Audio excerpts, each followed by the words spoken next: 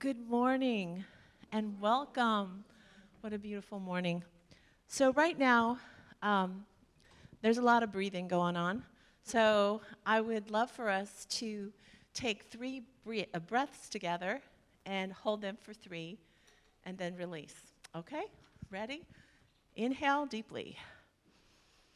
Hold. Release.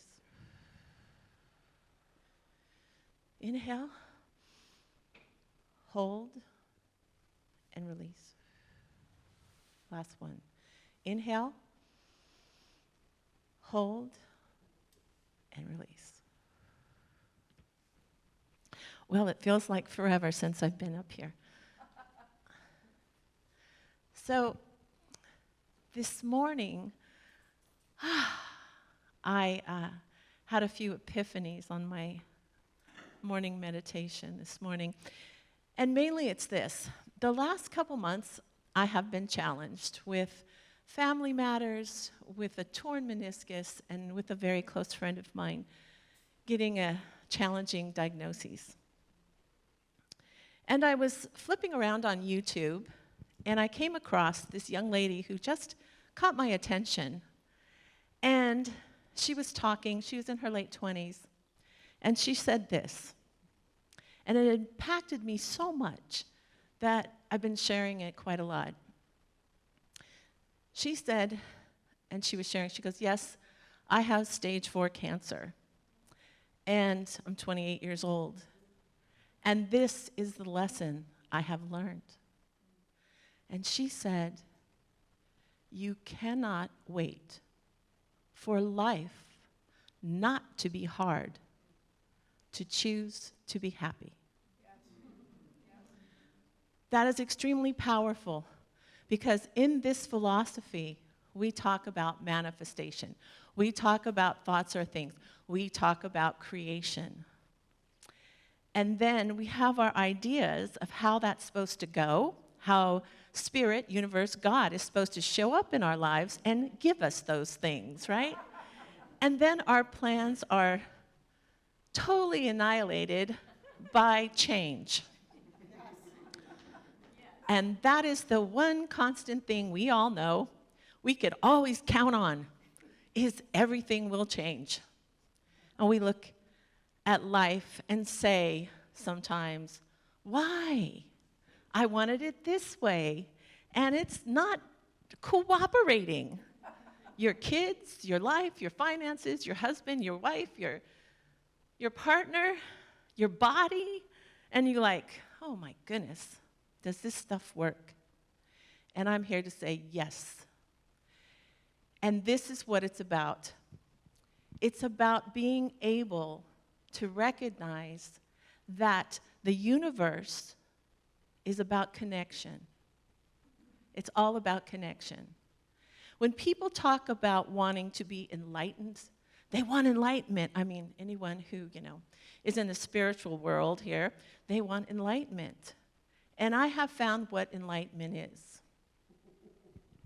Enlightenment is the ability to stay in the present moment, no matter what is changing around you, no matter what it looks like, and able to connect with the meaning in your soul. It's meaning and connection. Meaning and connection. And how do we connect? I mean, if anyone has a pet here, how many people have pets here? They don't speak English. They speak puppy or kitty or whatever it is. But we find a connection, a soulful connection to communicate. And it's in the present moment when we encounter with them, when we engage with them. Ernest Holmes says, and I know Elijah has said this before too, it's the only healing that ever needs to take place, the only healing in our lives that ever needs to take place is the sense of separation. Not separation, because we can never be separated from our source. We can never be separated from our source. It's the sense. It's the mental separation that we create that causes us great suffering from each other, from life, from everything, from our good. That's the healing, the sense of separation. So where does that come back to again? It comes back to connection. And I don't see Rob Roy here. I haven't seen him for a while, but we had this great conversation about what he likes to do. He likes to go up to strangers and ask questions and try to engage them in the moment. And I like to do that too, so we found a commonality. I think sometimes it's so much easier to be vulnerable with a stranger than it is with your family. and part of that is that we've created buttons that can be pushed, and we have a lineage of painful memories or things we're attached to that gets in the way sometimes of being with people we profess to love deeply, but we have lost some of the connection because of our stuff. Wouldn't you agree with that? I mean, I don't know, maybe it's only me, but... So I'm thinking to myself, when I'm the happiest is when in that moment I can connect with another human, whether it's they drop something and I help them pick it up, whether it's a conversation in a Starbucks line, whether it's, I hear Catherine goes on these long walks, and I think she's a pioneer in these walks because she greets people with this joy and love everywhere, and it comes back. So I'm going to take my shoes off. I hope you guys don't mind. I'm slipping and sliding. My palms don't sweat, my feet sweat so much. So I really believe that our happiness and our enlightenment is right here all the time. And it's, who was it? It was Dr. Joe Dispenza said, our personalities are our personal reality, which builds on the decisions that we make about life. All of a sudden something happens, someone hurts you, and you're upset, which is part of life, part of grieving. Things happen that we need grief, and things are bittersweet. And yet if we find meaning behind that, that bittersweetness becomes so important, and it doesn't devastate us to the ground. And he says somebody has a trait, that they had a bad experience. So they go to work, and they walk into work, they're mad, and somebody goes, "Oh, what happened, Joe? Oh man, my wife left me, and she's horrible, and blah, blah, blah, blah. Oh man, I'm really sorry to hear that. It's okay." The next day, Joe's still mad. Okay, well, he's processing. The next week, he's still mad, processing. Pretty soon, that mood becomes a personality trait. And that is where religious science and science of mind is so beautiful, because they tell us, be careful of our thoughts. Be careful of what you engage with, and as Elijah talks about, consumption. Because it becomes a kind of our nature, our created nature, not our true nature. Let me define that. It's our created nature of how we see the world. And I think it was Proust, I don't know. But he says, life's true, exciting journey is not about discovering new landscapes, but in having new eyes.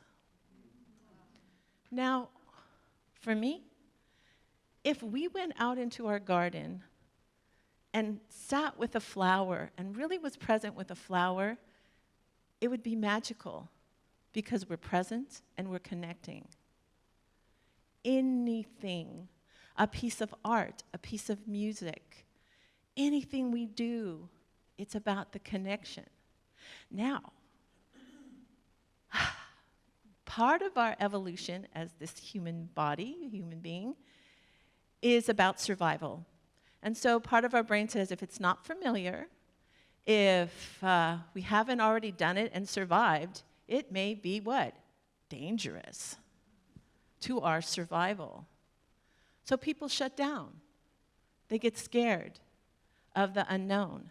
How many people have had, whether it's a friendship or someone in your life that you've had a very toxic relationship with, but you're not willing to give it up because you don't want to go out there and make new friends or a new partner? How many people have done that one? And in the past, not in the moment. We have the power in the moment. And for me, it's like I have it all right now, kind of like Dorothy. All you have to remember is that you're already here. Now, that doesn't mean you don't stand up for unjust or social justice, whether it be personal or community or familia. I mean, we do need to do that. That is part of the process. But everything in nature changes. And if we look at it, it looks like in the fall things die. I mean, Elijah pointed that out. You know, everything's gone all of a sudden. But it's not. It's just with our naked eye, we can't see that.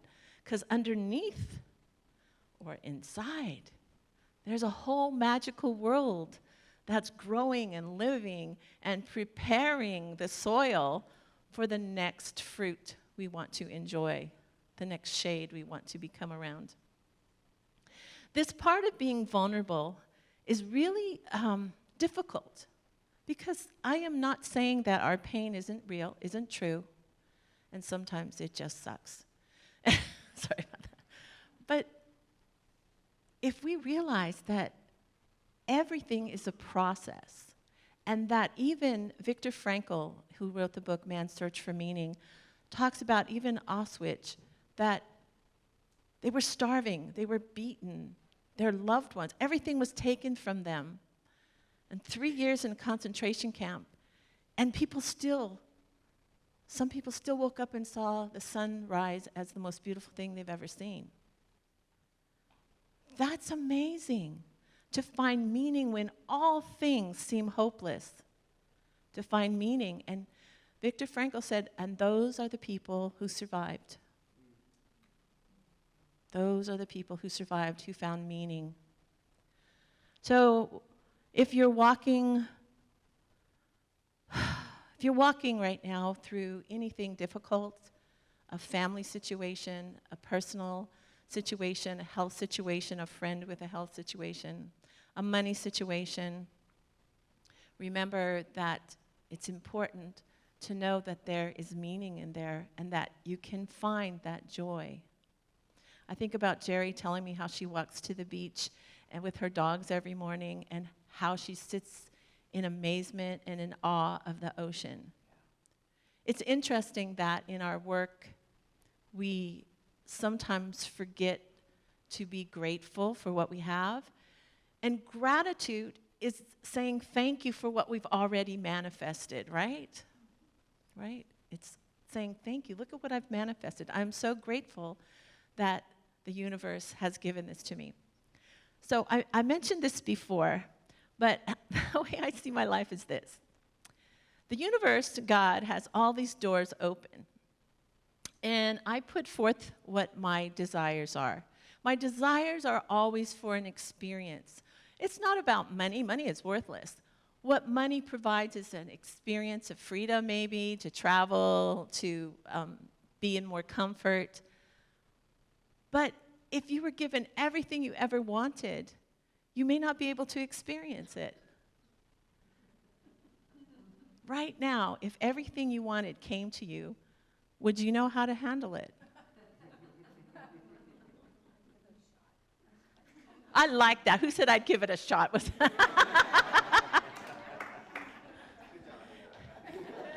I'd give it a shot. Go for it. Come on, bring it on. I'm not saying it can't. I'm not saying it can't. I want it too.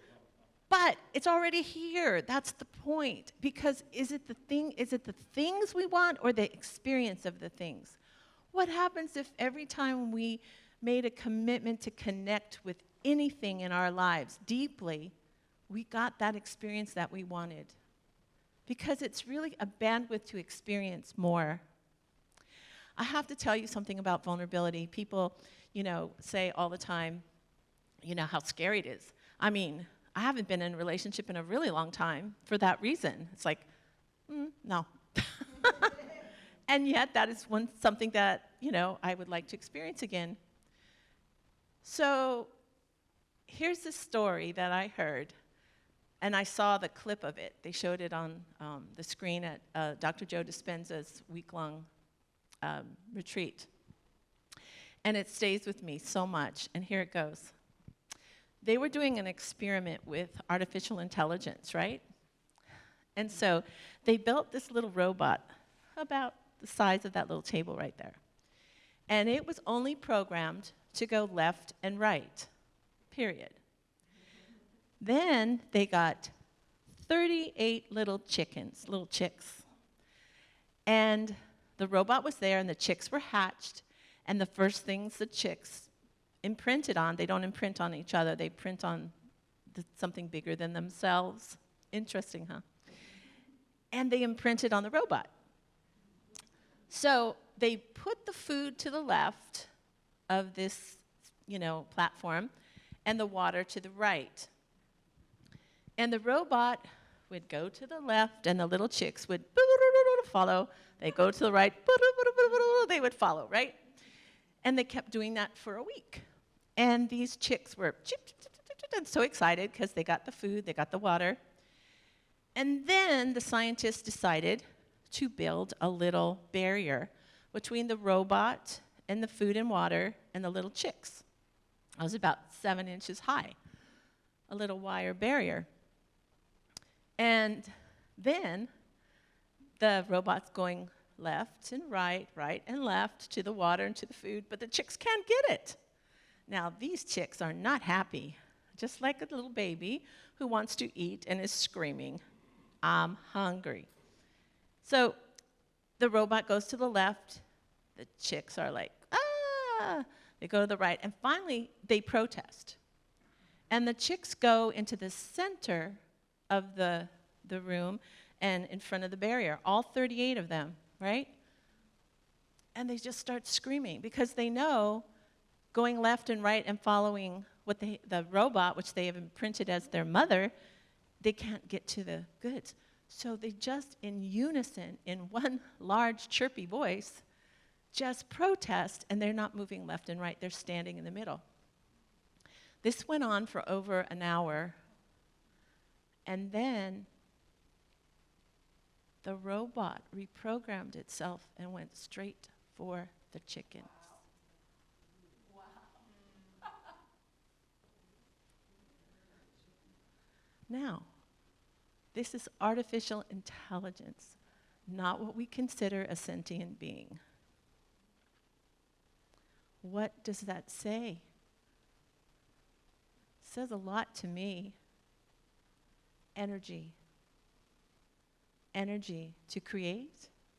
Those chicks were certain that their good was over there. That's a lot to think about. That maybe everything has energy and we can bring it to us.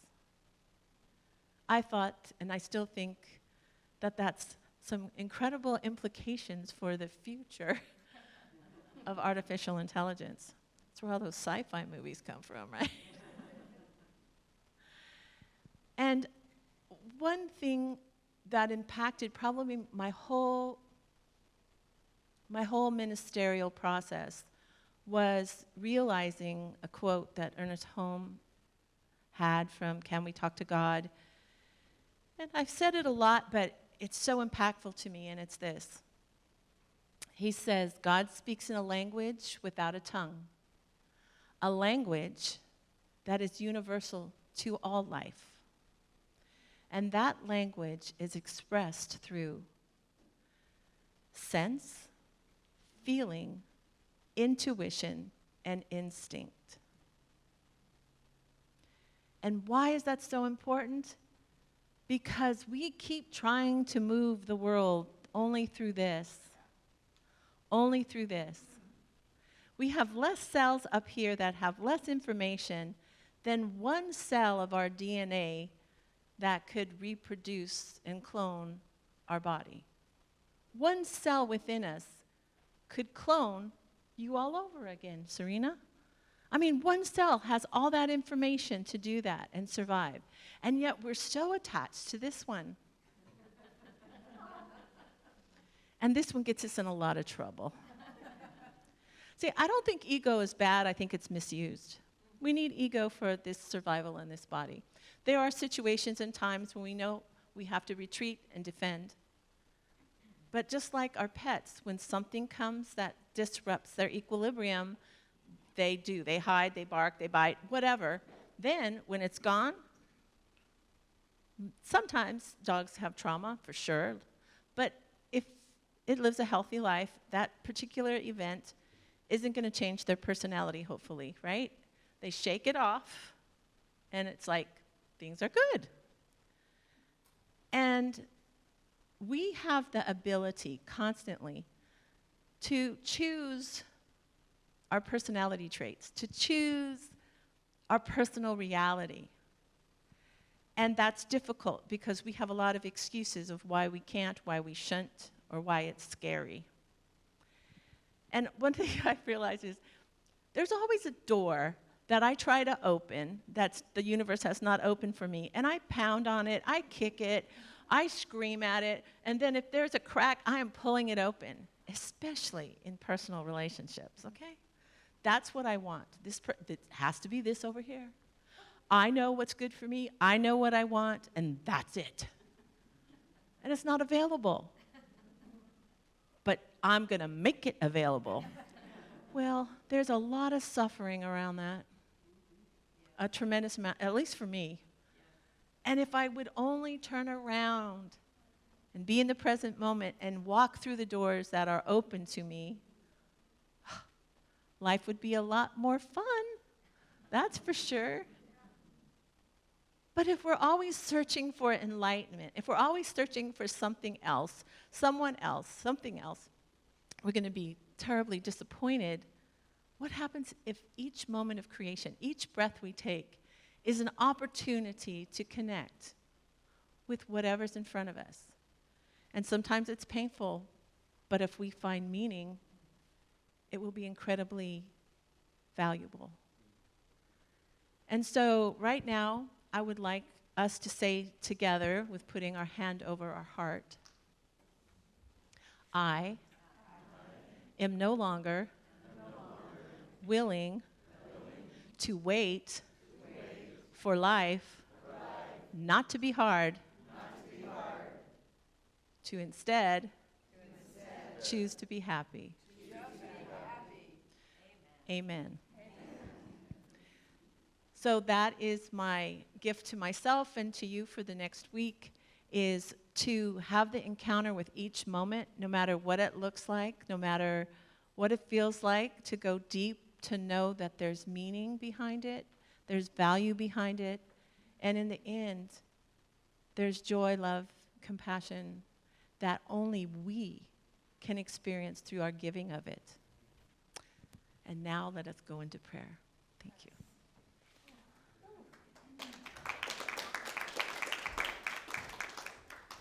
Knowing that there is only one of us here, one life, one power, one presence, and in this power and in this presence, it is by design, by divine design, that we go forward into the challenges and the opportunities to grow, to live, to experience more life deeply, deeper with meaning.